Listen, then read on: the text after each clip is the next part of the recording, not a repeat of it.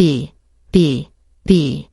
심전도 모니터가 토해내는 단조롭고 차가운 전자음이 마치 무딘 톱날처럼 한밤의 정적 속에서 이지은의 팽팽한 신경을 썰어대고 있었다. 창밖에는 서울을 집어삼킬 듯한 폭우가 중환자실의 유리창을 미친 듯이 채찍질하며 둔탁한 굉음을 냈고 그 소리는 금방이라도 이 위태로운 건물을 그녀의 마지막 희망과 함께 무너뜨릴 것만 같았다. 지은은 모니터 위에서 미약하게 오르내리는 녹색 파동을 뚫어지게 응시했다. 그것은 어머니가 이 세상에 남겨둔 유일한 생명의 흔적이었다. 의사의 선고가 재판장의 망치 소리처럼 귓가에 맴돌았다. 당장 심장 이식을 하지 않으면 기계로 연명한다 해도 기껏해야 이틀이라고 했다. 5억 원 그 돈은 곧 어머니의 목숨값이었다. 그때 뼈마디가 도드라진 손목에 파텍 필립 시계를 찬 남자의 손이 두툼한 서류 봉투를 그녀 앞으로 밀었다. 고급 가죽 장갑이 대리석 테이블을 스치며 내는 소리가 응급실 복도 구석의 정막을 날카롭게 갈랐다. 서명하십시오. 수술비는 지금 즉시 입금해 드립니다. 그녀 앞에 선 남자는 구 회장의 비서였다. 그는 마치 입력된 프로그램만 수행하는 기계처럼 표정이 없었다. 지은은 덜덜 떨리는 손으로 펜을 집어들었다. 펜을 쥔 손가락 끝이 하얗게 질려 있었다. 그것은 평범한 고용계약서가 아니었다. 혼인신고서였다. 이지은. 24세. 갑, 구본석. 78세, LK그룹 회장. 이 터무니없는 숫자의 간극은 마치 악질적인 농담 같았다. 돌아가신 아버지보다도 훨씬 나이가 많은 노인과 결혼해야 한다니. 엄마만 살릴 수 있다면? 지은은 속으로 그 말을 주문처럼 되뇌며 아랫입술을 꽉 깨물었다. 입안 가득 비릿한 쇠맛이 퍼져나갔다. 그녀는 망설이지 않았다. 펜촉이 종이 위를 달리며 사각거리는 소리를 냈다. 그 소리는 마치 그녀가 자신의 24살 인생을 제 손으로 매장하는 소리처럼 들렸다. 폭우는 그치지 않았고 천둥 소리가 하늘을 찢을 듯 울려 퍼졌다. 마지막 글자의 획을 긋는 순간 지은의 몸에서 모든 기운이 빠져나갔다. 그녀는 차가운 의자 위로 허물어지듯 주저앉았다. 그때 주머니 속 휴대폰이 짧게 진동했다. 은행 입금 알림이었다. 그 순간 그녀는 울지 않았다.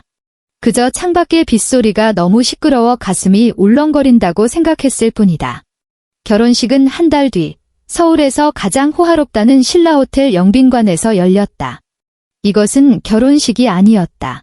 차라리 정교하게 기획된 처형식에 가까웠다. 화려한 크리스탈 샹들리에가 뿜어내는 빛이 식장 구석구석을 잔인할 정도로 밝게 비췄다. 지은은 수천만 원을 호가하는 순백의 웨딩드레스를 입고 있었지만 마치 무거운 수의를 두른 듯한 기분이었다. 레이스 장식이 목을 조여와 숨쉬기조차 힘들었고 한 걸음 뗄 때마다 바닥을 울리는 하이힐 소리는 처형대로 향하는 카운트다운 같았다. 객석은 LK그룹의 친인척들과 피냄새를 맡고 몰려든 하이에나 같은 기자들로 가득 찼다. 셔터 소리가 파도처럼 밀려왔다. 찰칵, 찰칵, 찰칵.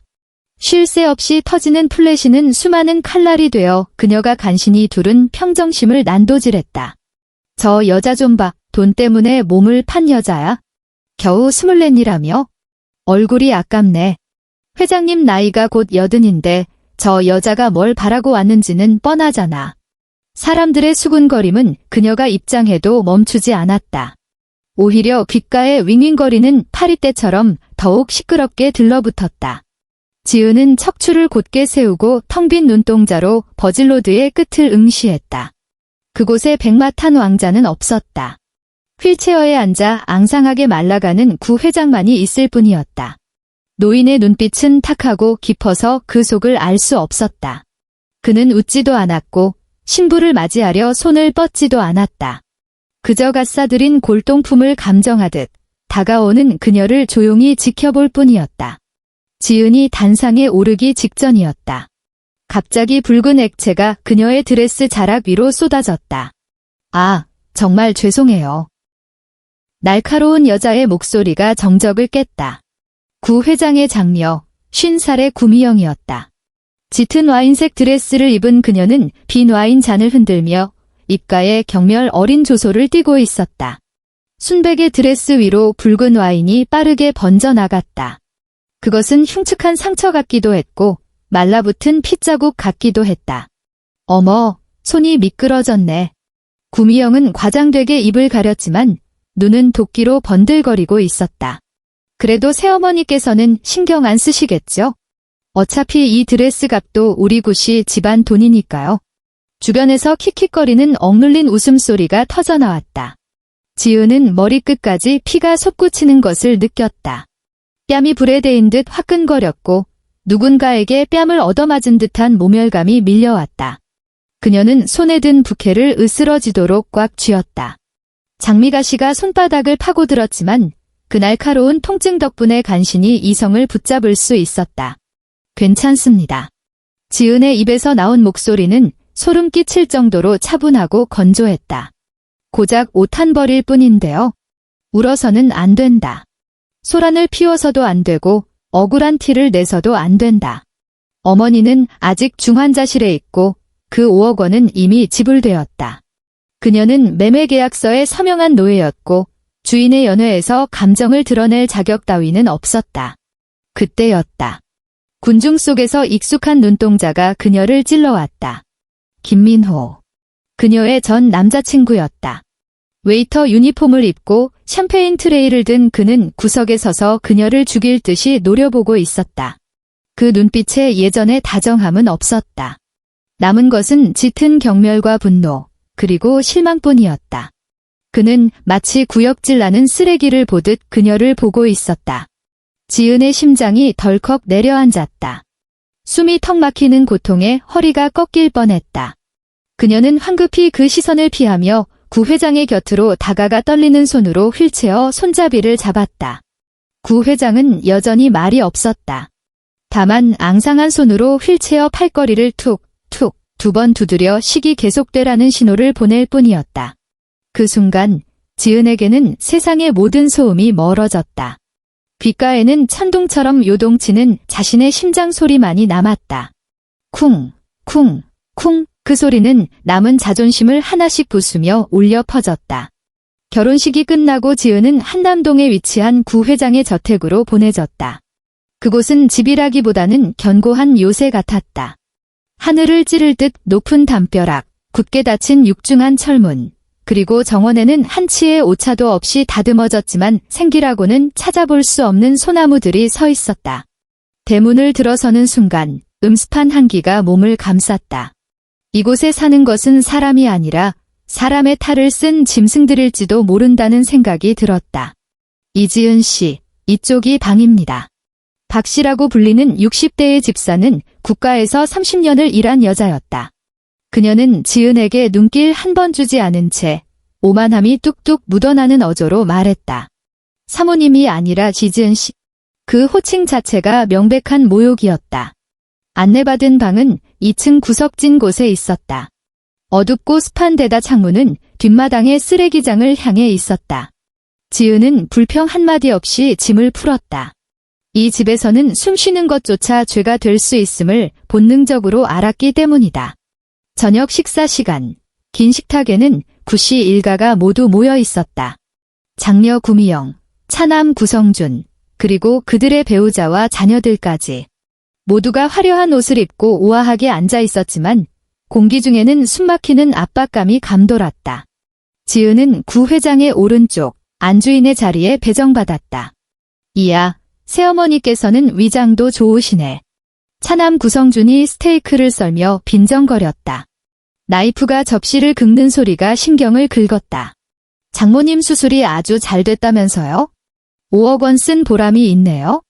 숟가락을 쥐고 있던 지은의 손이 허공에서 멈칫했다. 왜? 입에 안 맞아?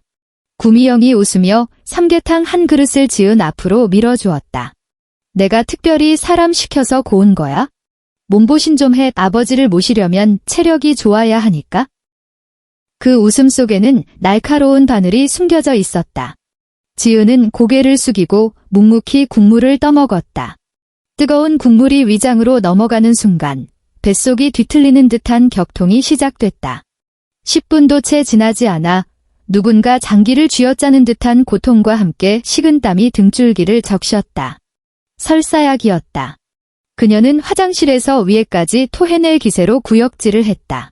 문밖에서는 하인들이 일부러 들으라는 듯 낮게 깔깔거리는 소리가 들려왔다. 팔자가 사나우니 좋은 걸 먹여도 못 받아먹네. 큰따님께서 약을 3배나 넣으라셨대. 어디 앞으로 밥상머리에 앉을 엄두나 내겠어? 지은은 변기를 붙잡고 차가운 타일 바닥에 손톱을 박아 넣었다. 손톱 밑에서 피가 배어 나왔다. 거울 속에 비친 여자는 창백한 안색의 머리는 헝클어져 영락없는 폐잔병의 몰골이었다. 참아야 해, 참기만 하면 돼. 그녀는 찬물을 얼굴에 끼얹으며 억지로 정신을 차렸다. 화장실을 나오자 거실 소파에 앉아 책을 읽고 있는 구 회장이 보였다. 그는 지은의 핏기 없는 얼굴을 보았고 화장실에서의 소란도 들었을 테지만 아무런 말도 하지 않았다. 푹 꺼진 눈으로 그녀를 한번 쓱 훑어보더니 턱짓으로 자신의 휠체어를 가리켰다. 방으로 밀어라. 갈라진 목소리에는 거역할 수 없는 위험이 서려 있었다. 지은은 복통을 참으며 한 걸음씩 다가가 휠체어 손잡이를 잡았다. 손이 떨리고 몸이 휘청거렸지만 그녀는 이를 악물고 신음소리 하나 내지 않았다. 안방으로 향하는 복도는 길었고 두꺼운 카페트은 발자국 소리를 모두 삼켜버렸다. 오직 휠체어 바퀴가 구르는 미세한 마찰음만이 죽은 듯 고요한 공기를 갈랐다. 안방 문 앞에 도착하자 구 회장이 갑자기 멈추라고 손짓했다. 오늘 밤은 노인이 입을 열었다. 목소리는 크지 않았지만 2층 복도 전체에 또렷하게 울려 퍼졌다. 지은이가 내 방에서 잔다. 그 한마디는 고요한 수면에 떨어진 폭탄과도 같았다. 아래층 거실이 순식간에 조용해지더니 곧바로 소란이 일었다. 구미영과 구성준이 계단을 뛰어 올라왔다. 그들의 얼굴은 믿을 수 없다는 경악과 분노로 일그러져 있었다. 아버지, 노망나셨어요. 고작 간병인이나 다름없는 년이에요. 어떻게 안방을 내줍니까? 몸도 성치 않으신데 저 여자가 무슨 짓이라도 하면 어쩌시려고요. 구 회장은 자식들의 고함 따위는 들리지 않는다는 듯 지은에게 들어가자는 신호를 보냈다. 그리고 휠체어가 방 안으로 들어서자마자 자식들이 보는 앞에서 육중한 참나무 문을 쾅 닫아버렸다. 철컥. 안에서 문을 잠그는 소리였다. 명쾌하고도 단호했다. 문박은 순식간에 아수라장이 되었다. 놓친 내가 진짜 미쳤어. 완전히 돌았다고. 문 부서. 당장 의사 불러. 무슨 일 생기면 어쩔 거야? 야, 너 허튼 수작 부렸다간 살아서 못 나갈 줄 알아. 문짝을 두들기는 주먹 소리와 악에 바친 저주가 파도처럼 밀려와 지은의 고막을 때렸다. 그녀는 문에 등을 기댄 채 사시나무 떨듯 떨었다. 앞으로 무슨 일이 벌어질지 알 수 없는 공포가 차가운 소나기로 목을 조르는 것만 같았다. 이게 재벌가인가? 이건 명백한 지옥이었다. 방 안에는 어스름한 플로어 스탠드 하나만 켜져 있었다. 구 회장은 휠체어에 앉은 채 그녀에게 등을 돌리고 있었다. 벗어라. 노인이 불쑥 말했다. 지은의 머릿속이 하얗게 변했다. 공포는 순식간에 절망으로 바뀌었다. 소문이 사실이었나? 죽음을 앞둔 노인이 변태적인 취향이라도 가지고 있는 걸까? 그녀는 덜덜 떨리는 손을 등 뒤에 지퍼로 가져갔다. 눈물이 그렁그렁 맺혔지만 차마 흘려보내지도 못했다.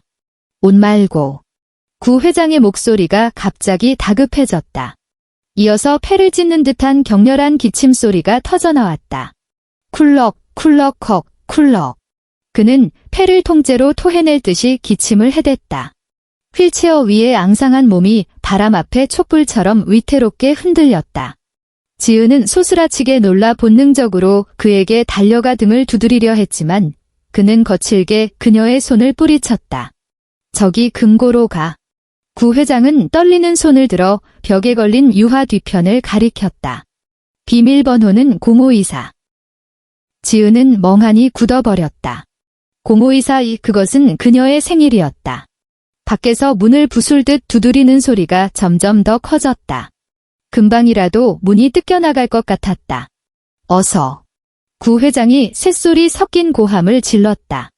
그의 입가에는 이미 검붉은 피가 흐르고 있었다. 지은은 더 이상 생각할 겨를도 없이 비틀거리는 걸음으로 그림 앞으로 달려갔다. 액자를 떼어내자 금고가 드러났다.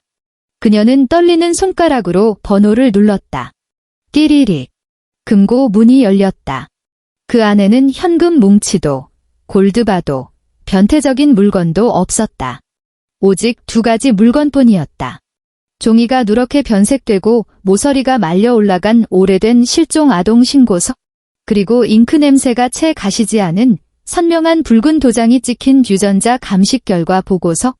지은의 머릿속이 텅 비어버렸다. 그녀는 홀린 듯 누렇게 바른 신고서를 집어들었다. 사진 속에서 해맑게 웃고 있는 어린 소년. 그 아이의 눈매와 콧날은 돌아가신 아버지의 모습과 소름 끼칠 정도로 닮아 있었다. 그리고 유전자 감식 결과 보고서에는 믿을 수 없는 문장이 적혀 있었다. 검체 A: 구본석, 검체 B: 이지은. 감정 결과 생물학적 조손관계 성립함. 우르릉, 쾅. 창밖에서 다시 한번 천둥이 쳤고 번개가 어두운 방 안을 대나처럼 밝혔다. 지은은 삐걱거리는 인형처럼 고개를 돌려 휠체어 위의 노인을 바라보았다. 어느새 기침을 멈춘 구 회장이 휠체어를 돌려 그녀를 마주보고 있었다. 탁하고 냉막했던 그의 눈동자에는 지금 그렁그렁한 눈물이 가득 차 있었다. 그는 마치 잃어버렸던 보물을 되찾은 사람처럼 떨리는 입술로 꿈속에서 수천 번도 더 불렀을 그 이름을 불렀다. 아가. 노인의 목소리는 반세기의 풍파와 회한을 담아 갈라지고 부서져 있었다. 할애비가 너무 늦게 왔구나. 문밖에서는 여전히 탐욕스러운 악귀들이 문을 부술듯이 날뛰고 있었다. 하지만 굳게 잠긴 이 방 안에서만큼은 시간이 멈춘 듯 했다. 지은의 손에서 종이들이 힘없이 미끄러져 내렸다. 카페트 위로 떨어진 종이들이 깊은 한숨처럼 가라앉았다. 바닥에 떨어진 낡은 종이 조각이 마치 거대한 바위가 되어 지은의 가슴을 내리찍는 것 같았다. 할아버지. 그 네 글자가 목구멍에서 맴돌았다. 마치 뜨겁게 달궈진 모래를 삼킨 것처럼 목이 타들어 가 소리가 나오지 않았다. 그녀는 휠체어 옆에 털썩 주저앉아 노인의 주름진 얼굴과 낡은 전단지 속 아이의 얼굴을 번갈아 보았다. 사진 속 소년의 눈썹 사이에 있는 흐릿한 점, 그것은 기억 속 아버지의 얼굴과 한치의 오차도 없이 겹쳐졌다. 아버지는 고아가 아니었다. 그녀는 이 세상에 홀로 남겨진 부평초가 아니었다. 문밖에서는 구미형의 날카로운 고함이 두꺼운 참나무 문을 뚫고 들어왔다. 칠판을 손톱으로 긁는 듯한 소름 끼치는 목소리였다. 문 열어. 당장 부숴버려. 저 천한년이 안에서 아버지를 해코지하고 있는 게 분명해. 구 회장은 앙상한 나뭇가지 같은 손을 힘겹게 들어 올려 지은의 뺨을 향해 뻗었다. 닿을 듯 말 듯 떨리는 손끝. 그 차갑고 거친 노인의 손길에서 지은은 난생 처음 느껴보는 혈육이라는 이름의 온기를 느꼈다. 미안하다 내 새끼. 노인의 목소리는 바람 앞에 등불처럼 위태로웠다. 가슴속에서 쇳소리가 섞인 거친 숨소리가 새어나왔다. 널 찾는데 20년이 걸렸어. 꼬박 20년 내 막내 아들이 사라졌을 때가 겨우 5살이었는데 나는 이대로 하늘 품고 죽는 줄만 알았다. 지은의 눈에서 기어이 눈물이 터져나왔다. 뜨거운 눈물방울이 노인의 손등 위로 뚝뚝 떨어졌다. 그녀는 떨리는 손으로 노인의 손을 감싸 쥐어 자신의 뺨에 대고 흐느꼈다. 왜 이런 방식을 택하셨어요? 왜 저랑 결혼을? 순간 구 회장의 눈빛이 매섭게 빛났다. 그것은 반세기 동안 재계의 거친 파도를 헤쳐온 맹수만이 가질 수 있는 눈빛이었다. 그가 다시 쿨럭거리며 기침을 토해냈고 입가에서 흐른 피가 지은의 하얀 드레스 소매를 붉게 물들였다. 그것들은 늑대니까. 노인은 문밖을 가리켰다. 그의 눈에는 깊은 혐오와 슬픔이 서려 있었다. 미영이, 성준이 그리고 저 밖의 친척 놈들. 내 자리를 노리고 으르렁거린 지 너무 오래됐어. 내가 너를 핏줄이라고 데려와서 내 손녀라고 공표했다면 내가 과연 내일까지 살아있을 수 있었겠느냐? 노인은 거칠게 숨을 몰아쉬었다. 교통사고, 식중독, 실종 사람 잡아먹는 이 집구석에서 힘없는 계집아이 하나 쥐도 새도 모르게 없애는 건 일도 아니지. 지은의 등줄기를 타고 서늘한 한기가 정수리까지 치솟았다. 그녀는 문득 설사약이 섞여있던 그 삼계탕 한 그릇과 하인들이 쏘아대던 경멸 어린 시선들을 떠올렸다. 알고 보니 그것은 그들이 품은 거대한 아기의 빙산의 일각에 불과했던 것이다. 배우자만이 내 법적인 아내가 되어야만 내가 이 집안에서 가장 높은 지위를 가질 수 있어? 구 회장은 지은의 손을 으스러져라 꽉 잡았다. 마치 자신의 남은 생명력을 그녀에게 전부 쏟아부으려는 듯한 악력이었다. 한국 법상 배우자의 상속 순위와 지분은 가장 강력하게 보호받는다. 게다가 내가 내 명목상의 아내로 있는 한, 내가 죽더라도 유산 분할이 끝나기 전까지는 놈들이 내 머리카락 한 올도 건드리지 못해. 이게 내가 생각해낸 가장 더럽지만 가장 안전한 방패다. 오직 손녀를 지키기 위해 이 노인은 평생 쌓아온 명예를 흙탕물에 던진 것이다. 인생의 마지막 순간에 노망난 늙은이 어린 여자나 탐하는 파렴치한이라는 오명을 뒤집어쓰면서까지 지은의 심장이 거대한 소나기에 꽉 잡힌 듯 조여왔다. 숨을 쉴 수가 없었다.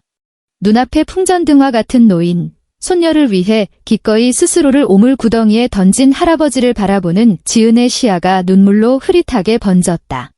그동안 고생 많았다. 구 회장의 목소리가 점점 잦아들었다. 무겁게 내려앉는 눈꺼풀을 이기지 못한 채 그가 힘겹게 입술을 달싹였다. 금고 가장 안쪽에 서류가 하나 더 있어. 그건 내 아비에게 주려고 했던 쾅.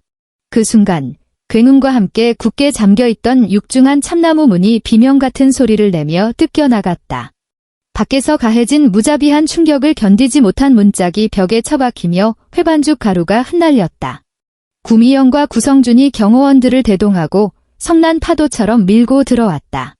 그들의 얼굴은 더 이상 숨길 생각도 없는 탐욕과 살기로 흉측하게 일그러져 있었다. 당장 멈춰. 구미영이 날카로운 비명을 지르며 달려들어 바닥에 무릎 꿇고 있던 지은을 거칠게 밀쳤다. 무방비 상태였던 지은은 뒤로 나뒹굴었고 바닥에 흩어져 있던 유리 파편 위로 손을 짚고 말았다. 날카로운 유리가 살을 파고들자 순식간에 붉은 선혈이 배어나왔다. 아버지, 괜찮으세요? 이 여자가 무슨 짓이라도 한 거 아니에요? 구미영은 휠체어 앞으로 달려들어 가증스러운 울음을 터뜨렸지만 그녀의 눈동자는 방 안을 샅샅이 훑으며 먹잇감을 찾고 있었다. 그리고 마침내 입을 벌리고 있는 금고에 시선이 꽂혔다. 구성준은 피 냄새를 맡은 상어처럼 곧장 금고를 향해 돌진했다. 다들 꺼져. 구 회장이 목구멍 깊은 곳에서 마지막 사력을 다해 쥐어짜낸 목소리였다. 탁하게 흐려진 그의 눈동자가 불효자식들을 죽일 듯이 노려보았다. 가슴이 격렬하게 오르내리더니 목 안에서 그르렁거리는 괴상한 소리가 새어나왔다. 아버지, 말씀하지 마세요. 의사, 빨리 의사 불러. 구성준은 소리를 질러대면서도 아주 자연스럽고 은밀하게 발끝으로 바닥에 떨어져 있던 유전자 감식 결과서를 소파 밑으로 밀어넣었다. 지은은 그 장면을 똑똑히 목격했다. 그녀의 동공이 급격하게 수축했다. 반사적으로 몸을 일으켜 서류를 뺏으려 했지만 거구의 경호원 2명이 그녀의 어깨를 짓누르며 바닥에 결박했다. 이거 놔. 난 회장님의 아내야. 지은이 처절하게 울부짖었다. 아내. 구미영이 천천히 몸을 돌려 엉망이 된 지은을 내려다보았다. 입가에는 악독하기 그지없는 비웃음이 걸려 있었다. 넌 아버지를 화병으로 돌아가시게 만든 살인자일 뿐이야. 여봐라, 이 여자 끌고 가서 지하실에 쳐넣어.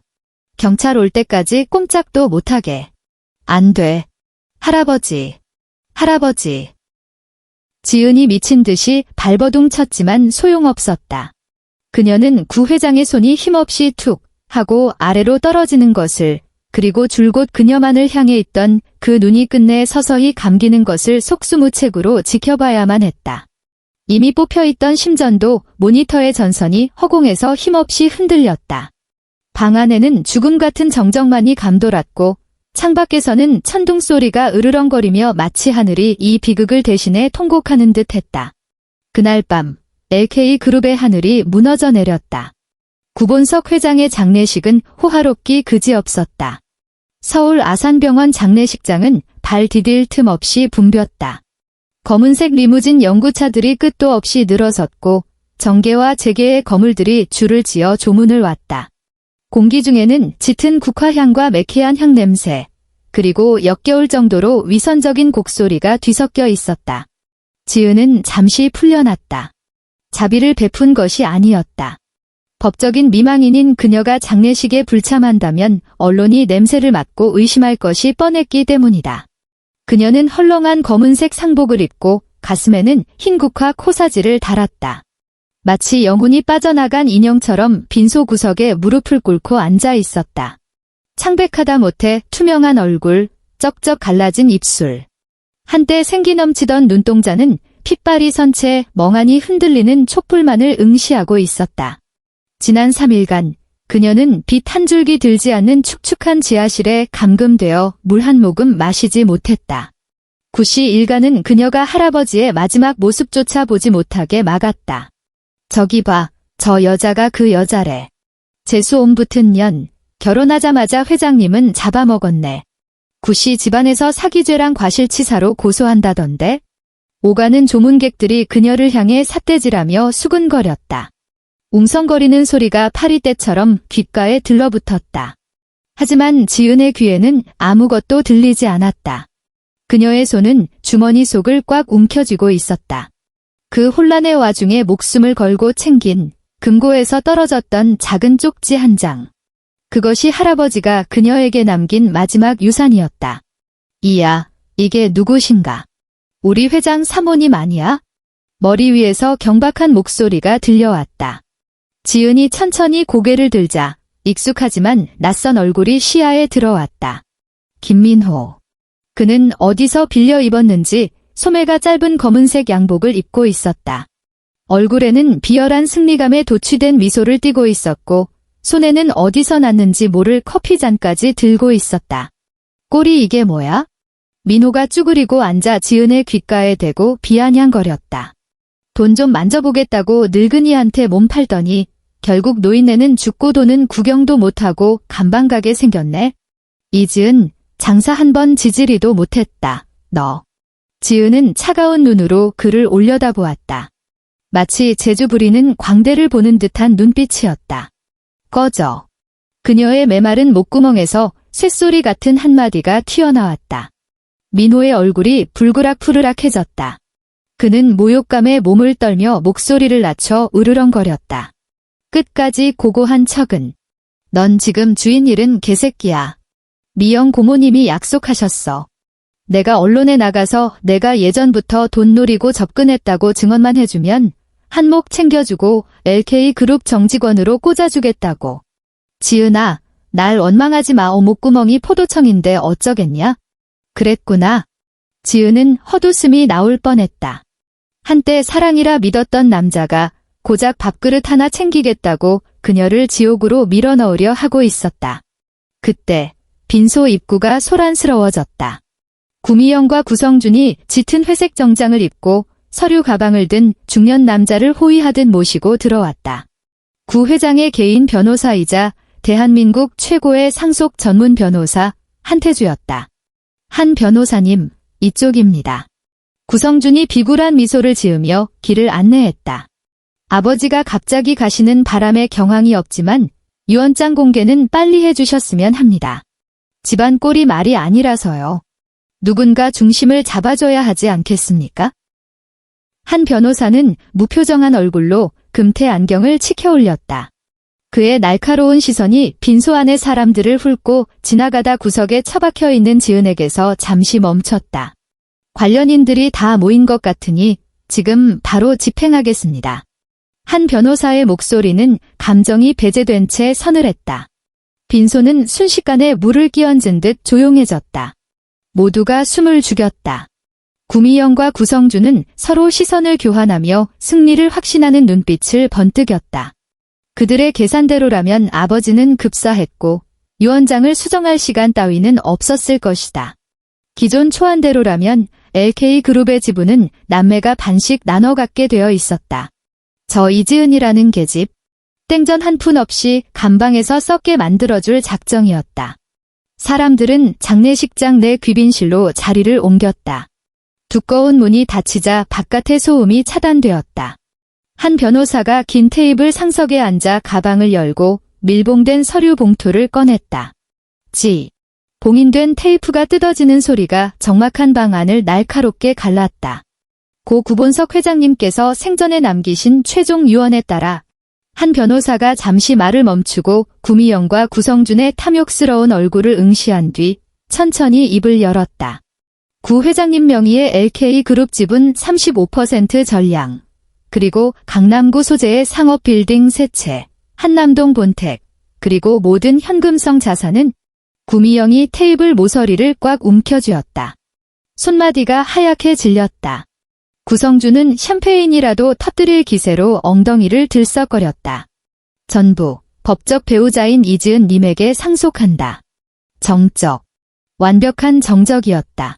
시간이 멈춘 것 같았다. 창밖의 빗소리가 갑자기 선명하게 들려왔다.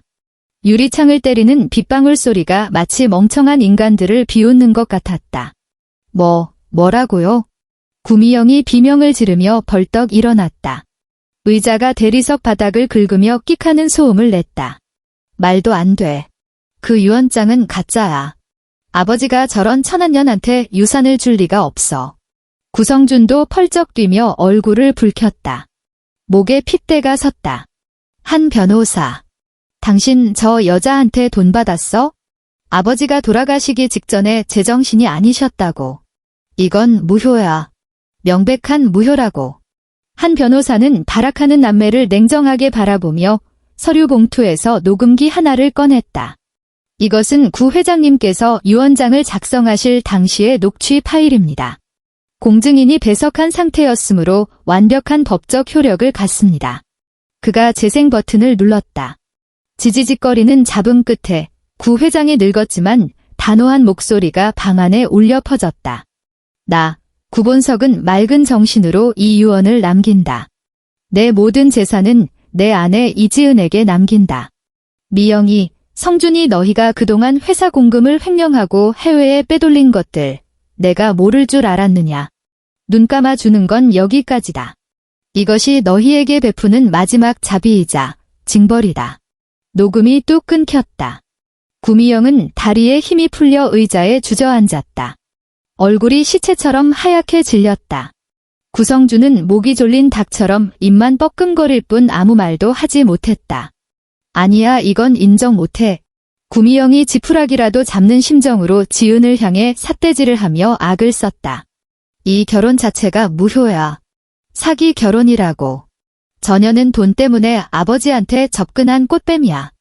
혼인 무효 소송 걸 거야. 혼인이 무효가 되면 저녀는 아무것도 아니야. 맞아. 그래. 혼인 무효. 구성준도 정신을 차리고 지은을 죽일 듯 노려보았다. 너 같은 사기꾼 년이 낼름 다 먹을 수 있을 것 같아? 그때까지 침묵을 지키던 지은이 천천히 자리에서 일어났다. 그녀의 몸에 걸친 상복은 너무 커서 볼품없어 보였지만 허리를 곧게 펴고 서자 범접할 수 없는 기운이 뿜어져 나왔다. 그녀가 또각 구두 굽소리를 내며 테이블 앞으로 걸어갔다. 그 소리는 마치 심판의 망치 소리처럼 사람들의 심장을 두드렸다. 그녀는 주머니에서 구겨진 종이 한 장을 꺼냈다. 금고에서 떨어졌던, 그리고 그날 구성준이 소파 밑으로 차 넣어버렸던 그 유전자 감식 결과서의 사본이었다. 할아버지는 당신들이 이렇게 나올 줄 미리 알고 계셨어. 지은의 목소리는 잠겨 있었지만 소름 끼치도록 또렷했다. 그녀가 종이를 테이블 위에 내려쳤다. 탁! 가벼운 종이 소리였지만 그 파장은 천둥보다 컸다. 설령 혼인이 무효가 된다 해도, 당신들이 내가 돈을 노리고 결혼했다고 증명한다 해도, 지은이 고개를 들어 구미영의 흔들리는 눈동자를 칼날처럼 찔러보았다. 구본석 회장님의 유일한 친손녀로서 내게 상속 자격이 없을까?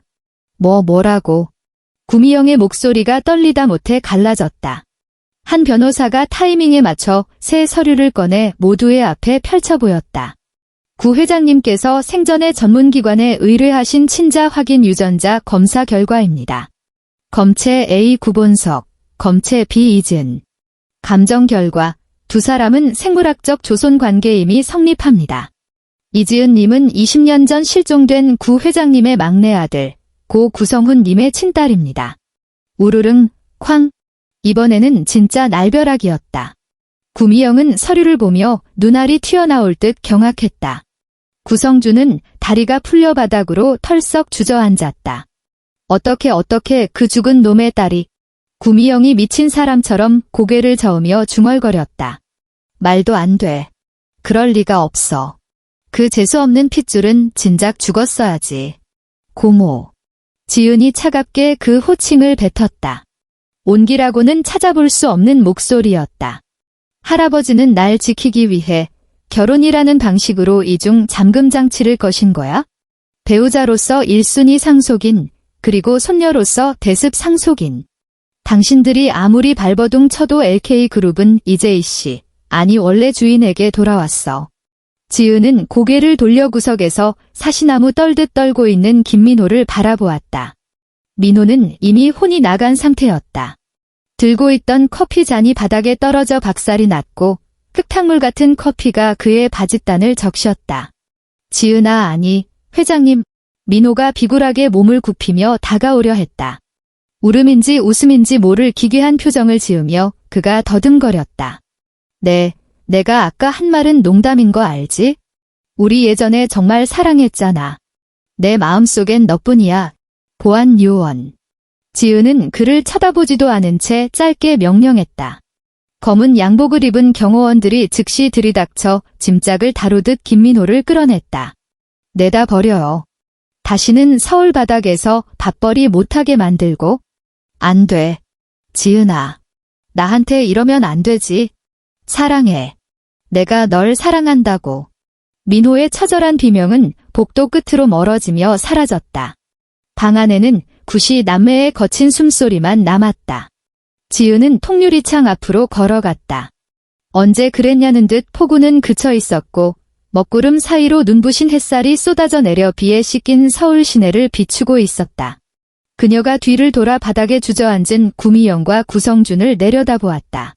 쓰레기를 보는 듯한 건조한 눈빛이었다. 할아버지가 남기신 유언장에는 조항이 하나 더 있어. 지은이 천천히 입을 열었다. 자녀들이 상속인에게 신체적 위협을 가하거나 악의적인 소송을 제기할 경우 생전에 증여했던 모든 부동산과 신탁기금을 회수하여 상속인에게 귀속시킨다. 뭐라고? 구미영이 고개를 번쩍 들었다. 그녀의 눈에 절망이 차올랐다. 방금 당신들이 한 짓, 한 변호사님이 전부 녹화해 두셨거든. 지은의 입꼬리가 싸늘하게 올라갔다. 오늘부로 한남동 본가에서 짐 싸서 나가세요. 내가 거지라고 비웃는 걸 그렇게 좋아했으니 기회를 줄게요. 진짜 구걸이 뭔지 몸소 체험해봐. 안 돼. 이럴 수는 없어. 내가 내 고모야. 내가 LK의 장녀라고. 구미영이 짐승처럼 울부짖으며 바닥을 기어와 지은의 치맛자락을 잡으려 했다. 만지지 마. 지은이 한 걸음 뒤로 물러서며 붉은 매니큐어가 칠해진 그 손을 피했다. 더러우니까. 그녀는 온매무새를 가다듬고 한 변호사에게 가볍게 목례를 건넨 뒤도 돌아보지 않고 회의실을 나갔다. 등 뒤에서 구미영의 히스테릭한 비명과 구성준의 저주 섞인 고함이 들려왔지만 지은에게는 더 이상 아무런 의미도 없었다. 그녀는 장례식장의 무거운 철문을 밀고 쏟아지는 햇살 속으로 걸어나갔다. 비 온 뒤의 바람은 여전히 차가웠지만 뺨에 닿는 감촉은 그 어느 때보다 선명하고 시원했다. 그녀는 고개를 들어 티 없이 맑은 하늘을 올려다보았다. 할아버지, 보고 계세요? 늑대들은 쫓겨났다. 이제부터는 제가 이 집을 지킬게요.